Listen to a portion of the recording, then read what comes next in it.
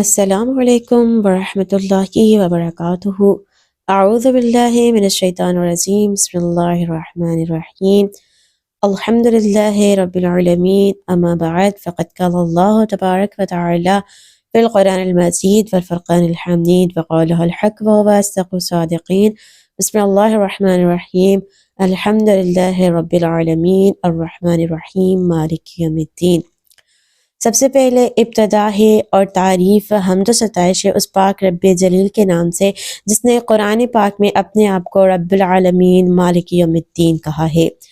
آج جو موضوع میں آپ کے سامنے آپ کے پیش خدمت عرض کرنا چاہ رہی ہوں وہ ہے تفسیر القرآن۔ تفسیر قرآن میں آج جو میں آپ کے سامنے بیان کرنا چاہتی ہوں، عرض کرنا چاہتی ہوں، وہ ہے پہلے پارے کی تفسیر۔ اب آئیں دیکھتے ہیں کہ اللہ پاک نے قرآن پاک کے پہلے پارے میں، پہلے حصے میں اللہ تعالیٰ نے کیا ارشاد فرمایا ہے، اللہ تعالیٰ اس میں کون سے باتوں کی، کون سے امور کی وضاحت فرما رہا ہے۔ اللہ تعالیٰ پہلے پارے میں اللہ تعالیٰ نے 5 باتوں کی وضاحت فرمائی ہے، 5 موضوع بیان کیے گئے ہیں، جن میں سے پہلا موضوع ہے اقسام انسان، یعنی کہ انسانوں کی اقسام بتائی گئی ہیں کہ انسان میں کون کون سی اقسام پائی جاتی ہیں۔ انسانوں کی اقسام اللہ تعالیٰ بیان کر رہا ہے۔ انسانوں کی اقسام میں اللہ تعالیٰ نے 3 اقسام بیان کی ہیں، جن میں سے پہلی قسم ہے مومنین، دوسری قسم ہے کافرین، تیسری قسم ہے منافقین۔ اب آتے ہیں کہ مومنین میں کون کون سے لوگ آتے ہیں۔ مومن کی خصوصیات اللہ تعالیٰ کیا بیان کرتا ہے۔ مومنین کی خصوصیات کے متعلق اللہ تعالیٰ ارشاد فرماتا ہے قرآن پاک میں، اللہ تعالیٰ نے مومنین کی خصوصیات بیان کی ہیں کہ مومنین جو ہوتے ہیں ان میں یہ خصوصیات پائی جاتی ہیں، ایمان بالغیب، یعنی کہ وہ آخرت، یعنی کہ وہ اپنا ایمان غیب پر پکا رکھتے ہیں، مضبوط رکھتے ہیں۔ اس کے بعد ہے ایمان بالغیب، ایمان بالغیب کے بعد ہے ایمان بالآخرت، آخرت پر ایمان ان کا پکا ہوتا ہے۔ اللہ تعالیٰ کی راہ میں وہ خرچ کرتے ہیں، اللہ تعالیٰ کی راہ میں خرچ کرنے کے بعد ان کا اللہ تعالیٰ کی کتاب پر بھی ایمان پکا ہوتا ہے، یعنی کہ ان کا اللہ تعالیٰ کے غیب کے علم پر ایمان پکا ہوتا ہے، اللہ تعالیٰ کی کتاب نازل کردہ کتاب پر ایمان پکا ہوتا ہے۔ ان کا ایمان اللہ تعالیٰ نے جو مالک یوم الدین فرمایا ہے کہ میں آخرت کا مالک ہوں، میں روز جزا کا مالک ہوں، ان کا ایمان اس روز آخرت پر پکا ہوتا ہے، اور وہ اللہ تعالیٰ کی راہ میں اپنی نعمتوں کے شکرانے کی خاطر اللہ تعالیٰ کی راہ میں اللہ کی خوشنودی کے لیے خرچ کرتے ہیں، انفاق کرتے ہیں۔ دوسرا جو موضوع بیان کیا گیا ہے وہ ہے اعجاز قرآن، یعنی کہ قرآن کا معجزہ ہونا۔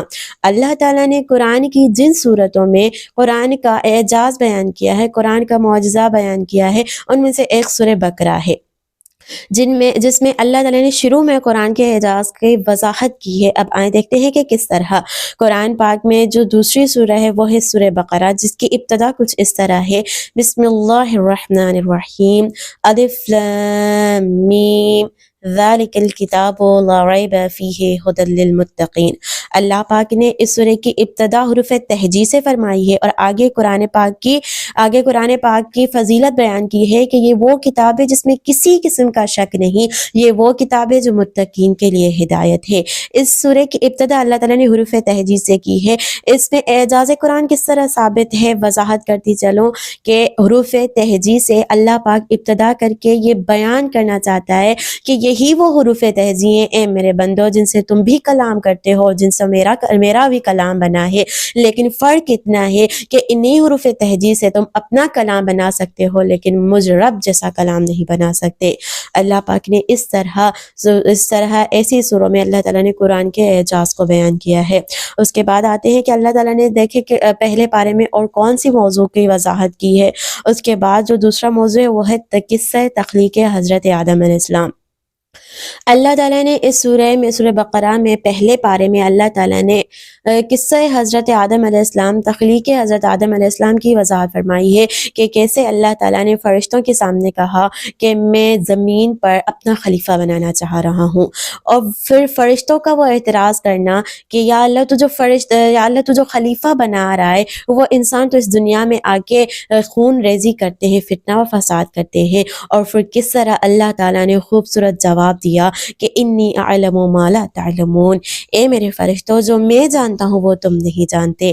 اللہ تعالیٰ کا فرشتوں کو مطمئن کرنا اور اللہ تعالیٰ کا حضرت آدم علیہ السلام کو بنانا، پھر فرشتوں کو حضرت آدم علیہ السلام کے سامنے سجدہ کرنے کا حکم دینا اور ان میں شیطان کا سجدہ نہ کرنا اور مردود بن جانا، یہ سب ہر چیز اللہ تعالیٰ نے سورہ بقرہ میں پہلے پارے میں بیان فرمائی ہے۔ جب شیطان مردود قرار دے دیا گیا تو اس کے بعد اللہ تعالیٰ نے حضرت آدم علیہ السلام اور جناب حوا کو جنت میں بھیجا اور جنت ان کا مسکن قرار دیا، اور جیسے ہی شیطان کو یہ بات نہ بھائی تو شیطان نے جنت میں جا کے ان کو بہکانے کی کوشش کی۔